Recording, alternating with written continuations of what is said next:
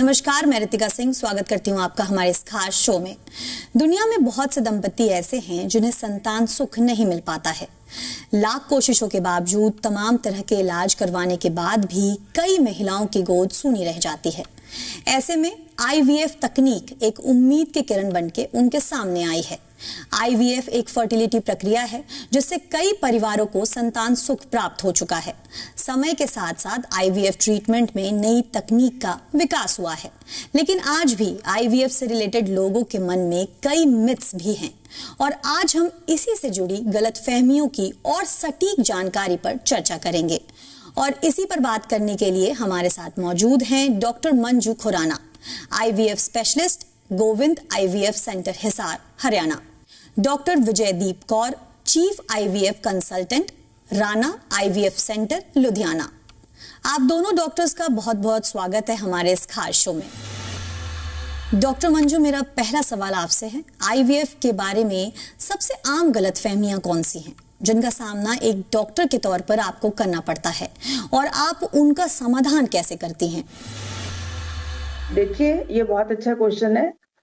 Couples के मन में बहुत सारी भ्रांतियां होती हैं जब वो हमारे टेबल के सामने आके बैठता है। सबसे पहली भ्रांति उनको ये होती है कि नहीं, आईवीएफ पहला इलाज नहीं है, हम अभी आईवीएफ क्यों कराएंगे, हम तो आईवीएफ सबसे लास्ट में कराएंगे। और इस भ्रांति को समझाने में हमें उनको ये बताना पड़ता है कि आईवीएफ का कारण क्या बता रहे हैं हम, कि आपके शुक्राणु कम है इसलिए आप आईवीएफ करवाएं, आपकी ट्यूबें बंद हैं तो आपके पास कोई और चारा नहीं है इसलिए आप आईवीएफ करवाएं, या फिर आपके बॉडी में कुछ इस तरह की डिजीजेस हैं जैसे कि अनएक्सप्लेन्ड इनफर्टिलिटी है, या आपकी मैरिज को 12 साल हो गए हैं, अब आप पहले आईवीएफ के लिए सोचें, क्योंकि आखिरी इलाज सोचते सोचते आपकी उम्र निकल जाएगी। और कपल जो है इस बात को समझकर फिर आईवीएफ की तरफ बढ़ता है। दूसरी उनकी सबसे बड़ी भ्रांति ये होती है कि हमारे अंडे नहीं यूज किए जाएंगे या हमारे स्पर्म्स को बदलने की कोशिश की जा रही है और ये कुछ गड़बड़ है। तो तब हमें उनको बहुत शांति से ये बताना पड़ता है कि जो बॉडी में चीज है, आपके एग्स हैं, आपके स्पर्म्स हैं, तो उसको बदलने का कोई भी साइंटिफिक तरीके से हमारे पास कारण नहीं है और हम आपकी परमिशन के बिना कोई भी चीज हम नहीं करते हैं, ये लॉ के अगेंस्ट है। हम अगर आपके स्पर्म्स हैं, आपके पास एग्स हैं, तो आप ही का बच्चा बनेगा, आप ही के एग्स लिए जाएंगे, आप ही के स्पर्म्स लिए जाएंगे।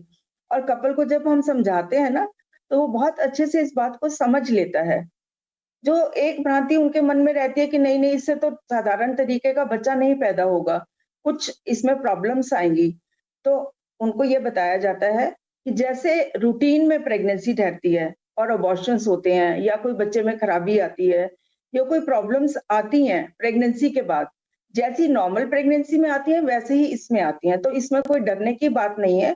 अगर हमारे रूटीन में प्रॉब्लम्स आती हैं तो आईवीएफ में भी उतने ही परसेंटेज की प्रॉब्लम्स है, इससे ज्यादा नहीं है।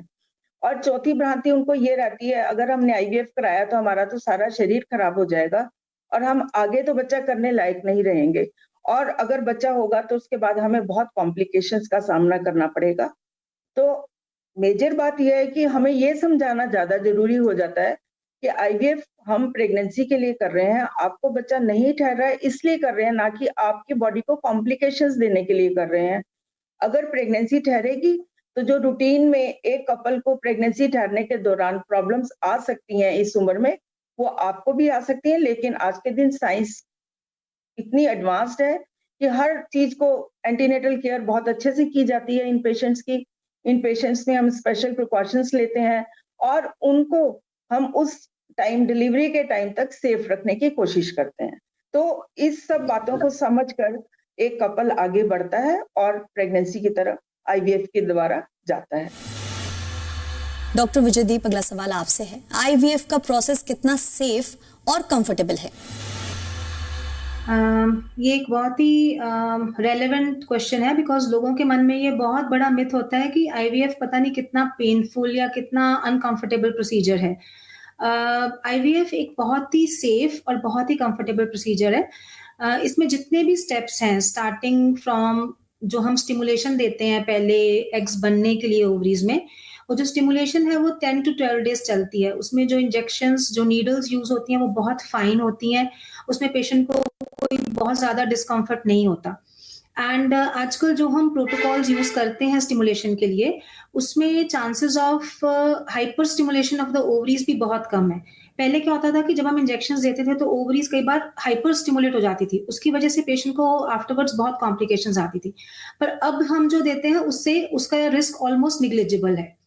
उसके बाद जो एग निकालने का प्रोसेस है वो अंडर एनेस्थीसिया होता है, उसमें कोई भी कट या स्टिच नहीं आता, नॉर्मल वजाइना के रास्ते से हम जाते हैं और एक बहुत फाइन नीडल होती है जो जिससे हम एग्स को बाहर निकालते हैं और पेशेंट को इस दौरान कोई पेन नहीं होती because this is under anaesthesia. And इसकी एनेस्थीसिया से रिकवरी पेशेंट की ऑलमोस्ट 2 आवर्स में हो जाती है and the patient can go home. तो इसमें कहीं भी आपको एडमिट होने की या हॉस्पिटल में स्टे करने की जरूरत नहीं होती। The next step is embryo transfer. वो विदाउट एनेस्थीसिया ही हो जाता है बिकॉज उसमें कोई पेनफुल पार्ट नहीं है। तो आईवीएफ में जो भी प्रोसीजर है उसमें कहीं भी आपको हॉस्पिटल में लंबा स्टे करने की जरूरत नहीं है। इट्स हार्डली 2 to 3 आवर्स आपका जो स्टे होता है and it is very very safe and very very comfortable for the patient. और जो आईवीएफ के दौरान थोड़ा पेशेंट्स को कपल्स को क्वेश्चंस होते हैं या इमोशनल टर्मोइल होता है, उसके लिए हर स्टेप पे काउंसलिंग अवेलेबल है, काउंसलर्स ट्रेंड अवेलेबल है जो पेशेंट की हेल्प करती हैं to go through this entire process. Doctor Manju, अगला सवाल आपसे है, क्या आईवीएफ केवल बड़ी उम्र की महिलाओं के लिए है? यह मिथ है या सच? सही मायने में आईवीएफ ट्रीटमेंट से किसे लाभ हो सकता है? ये बिल्कुल मिथ है कि आईवीएफ सिर्फ बड़ी महिलाओं की उम्र की महिलाएं ही कर सकती हैं। ऐसा बिल्कुल भी नहीं है। आईवीएफ एक प्रक्रिया है, वो उन कपल्स के लिए यूज की जाती है जिनको कि उसकी जरूरत है। तो ये प्रक्रिया हम 23 साल से लेके 50 साल तक की महिलाओं के लिए कर सकते हैं। वो सारे कपल्स इसका फायदा उठा सकते हैं। 23 साल में अगर किसी कपल में वाइफ को ट्यूब्स ब्लॉक्ड है, हम कर सकते हैं। अगर हस्बैंड के शुक्राणु बहुत मिनिमम है और उनको लगता है कि हमें बच्चा चाहिए, हम कर सकते हैं। हाँ, लेकिन ये है कि जो महिलाएं 35 साल से ऊपर की हो गई हैं और उनके एग्स में प्रॉब्लम आ रही है या कुछ इस तरह की कंडीशंस आ गई कि उन्होंने पहले बच्चे नहीं किए और तब उनको जरूरत है, तो वो उसका लाभ उठा सकती हैं। तो 35 साल में, 40 साल में, 45 साल में गवर्नमेंट ने इसकी एज लिमिट 23 से लेके 50 साल तक करी है। आईवीएफ में सबसे जरूरी बात समझना ये है कि हम आईवीएफ कर क्यों रहे हैं। ये नहीं है कि एक मार्केटिंग है कि कोई ऐसी चीज है जो बाजार से खरीद के ला रहे हैं। ये एक साइंटिफिक टेक्निक है जिसमें कि जिस प्रॉब्लम के लिए हमने इसे यूज किया है, अगर उसे हमने सही तरीके से यूज किया है तो आईवीएफ 23 साल से लेकर 50 साल तक के कपल्स के लिए एक बहुत ही अमेजिंग टेक्निक है, जिससे कि वो दंपति जो कि अपने घर में खुशियां लाने की इतनी इंतजार कर रहे थे, उनको वो खुशियां प्राप्त हो जाती हैं। वो नन्हे मुन्ने कदम उनके घर में आ जाते हैं और वो उससे अपने जीवन को बहुत ही खुशहाल महसूस करते हैं। तो सच्चाई ये है कि 23 साल से 50 साल तक की उम्र में हम कब आईवीएफ कर सकते हैं। जिसको जो जरूरत है उस टाइम पर, उस हिसाब से आईवीएफ किया जा सकता है। डॉक्टर विजयदीप, क्या आईवीएफ से जन्म लेने वाले बच्चों का फिजिकल डेवलपमेंट और ओवरऑल हेल्थ नॉर्मल जन्म लेने वाले बच्चों से अलग होता है? लोगों को ये बहुत बड़ा मिथ है कि शायद जो आईवीएफ से बॉर्न बच्चे होते हैं वो शायद नॉर्मल बच्चों से कुछ डिफरेंट होते हैं या उनमें कोई कमी रह जाती है। ऐसा बिल्कुल नहीं है। आईवीएफ बेबीज में जो भी कोई जेनेटिक डिफेक्ट या कंजेनिटल कोई मैलफॉर्मेशन या कोई डिफॉर्मिटी होने के जो चांसेस हैं वो equivalent to any baby born through a normal pregnancy. तो जो एज रिलेटेड कॉम्प्लिकेशंस हैं जिस करके बच्चे को कुछ प्रॉब्लम आ सकती है, जैसे कि अगर 35 से अबव है आप तो डाउन सिंड्रोम के चांस बढ़ जाते हैं, तो वो एज रिलेटेड है, that is not related to IVF per se. तो वो जो एज रिलेटेड कोई कॉम्प्लिकेशन है वो तो नॉर्मल प्रेगनेंसी में भी आएगी। या जैसे अगर एज ज्यादा है तो उस टाइम आपको कॉम्प्लिकेशंस जैसे कि प्रेगनेंसी में डायबिटीज हो जाना या बीपी बढ़ना या आईवीएफ में कई बार ट्विंस हो जाते हैं, तो उन केसेस में जो थोड़ी बहुत कॉम्प्लिकेशंस की, कई बार बेबी की ग्रोथ थोड़ी कम होती है, बेबी थोड़ा वीक हो जाता है, वो आ सकती हैं। बट अदरवाइज आईवीएफ बेबीज का आईक्यू और आईवीएफ बेबीज का जो फिजिकल डेवलपमेंट है दैट इज सेम जो कि किसी भी नेचुरल प्रेगनेंसी के बेबी का होता है। डॉक्टर मंजू, अगला सवाल आपसे है, क्या सभी आईवीएफ बच्चे डोनेट किए गए एग्स या स्पर्म से पैदा होते हैं? ये बिल्कुल गलत धारणा है। इसमें कुछ भी सच्चाई नहीं है कि हम डोनर एग्स और डोनर स्पर्म से बच्चे पैदा करते हैं। साइंस की टेक्निक है। कभी-कभी क्या होता है कि एग्स बॉडी में है लेकिन उनको ट्यूब तक आने का रास्ता नहीं मिल रहा है, तो वो एग्स वहीं पे फँसे रहते हैं और वो एग्स ट्यूब से ट्रैवल करके बच्चेदानी में नहीं आ पाते हैं। उस टेक्निक के लिए अगर वो एग्स हमें लेने हैं तो हमें आईवीएफ का सहारा लेना पड़ता है। हम एग्स को पिक करते हैं और हस्बैंड के स्पर्म्स के साथ इंजेक्ट करके एक एम्ब्रियो बनाते हैं। यानी कि इस टेक्निक के अंदर एग्स और स्पर्म्स को आपस में मिलाने के लिए हमें बाहर मशीनों का सहारा लेना पड़ता है जिन्हें हम माइक्रो मैनिपुलेटर कहते हैं। उसमें एग को एक साइड रखते हैं, स्पर्म को दूसरी साइड से इंजेक्ट करते हैं और उसे इंक्यूबेटर्स में रख देते हैं। कभी भी ऐसा नहीं माना जा सकता कि ये हम किसी और के एग्स ले लेंगे और किसी और के स्पर्म्स। मेरा सबसे बड़ा क्वेश्चन ये है ऐसे कपल से कि ऐसे एग्स और स्पर्म्स आएंगे कहाँ से? एग्स और स्पर्म्स तो बॉडी से ही आएंगे। अगर आपकी बॉडी में एग्स और स्पर्म्स हैं तो बाहर से लेने का बिल्कुल भी कोई मतलब नहीं है। अगर हस्बैंड के स्पर्म्स टेस्टिस में भी पड़े हैं तो हम टीजा की विधि से वो स्पर्म्स हम नीडल से ले लेते हैं और उन स्पर्म्स को भी हम एग में इंजेक्ट कर कर एम्ब्रियो बनाते हैं। लेकिन हाँ, इसमें एक ये सच्चाई है कि मान लीजिए कि लेडी की उम्र 45 साल है, एग्स खत्म हो गए हैं, बॉडी में एग्स नहीं है, तो हम उन्हें डोनर एग्स की एडवाइस करते हैं।